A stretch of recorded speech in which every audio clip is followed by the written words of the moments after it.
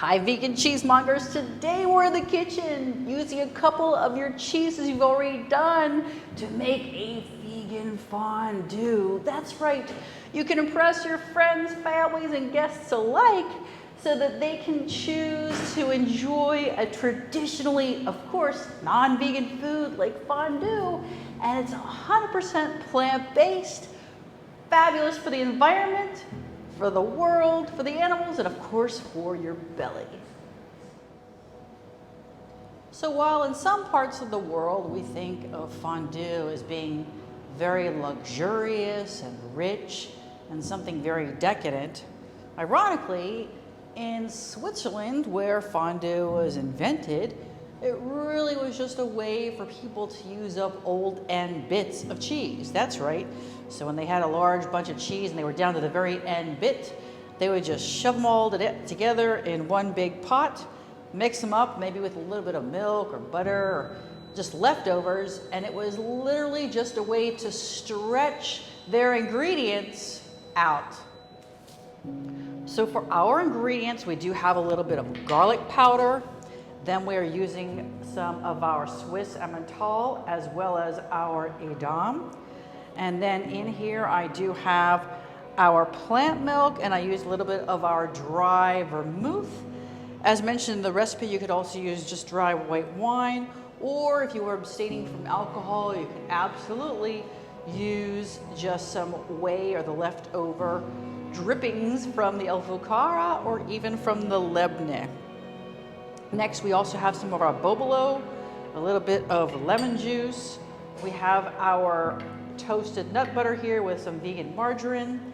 Here I have the mushroom powder, and then this is tapioca starch, which that will facilitate the wonderful stretchiness and elasticity of our fondue.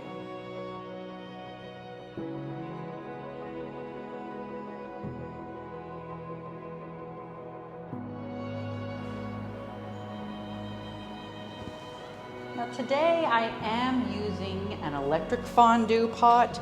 If you don't have one, don't worry, you could absolutely do this on the stove. But I just want to let you know, this is going to be a little on the thick side. You can always thin down your fondue. Remember, in here, we just added some tapioca starch. If you want to thin it down, you can. I would add more vegan butter or margarine. Now you don't want to cook this too quickly because it will split.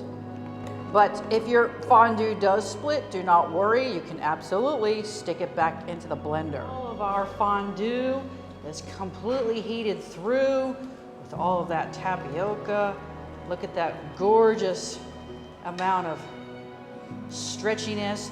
Now it's time just to do a little bit of adding of our final seasonings. Now in here, I do have a little bit of white pepper. This is a whole nutmeg, and if you're going to use that, I recommend always getting fresh and then just using one of these wonderful microplanes.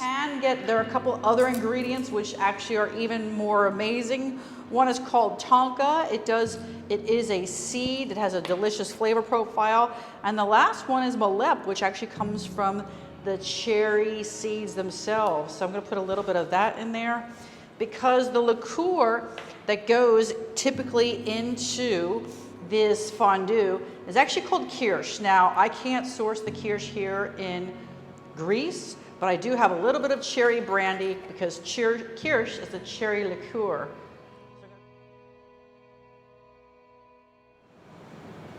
Bread, you can see how fantastic and melty and ooey and gooey the fondue is.